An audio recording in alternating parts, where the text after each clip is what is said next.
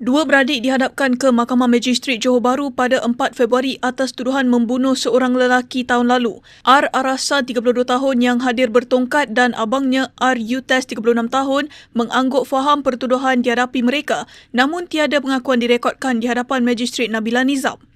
Berdasarkan kertas pertuduhan, mereka didakwa bersama-sama membunuh V. Tamil Selvan, 28 tahun di sebuah rumah tidak bernombor dekat ladang kelapa sawit, Kangkar Pulai di Johor Bahru antara jam 12.30 tengah malam hingga jam 4 pagi pada 15 September 2025.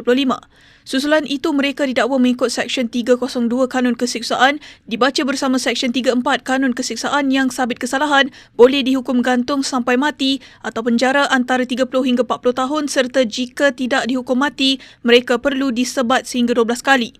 Mahkamah menetapkan 6 April depan untuk sebutan semula kes sementara menunggu laporan bedah siasat, toksikologi dan ujian DNA serta tiada jaminan dibenarkan.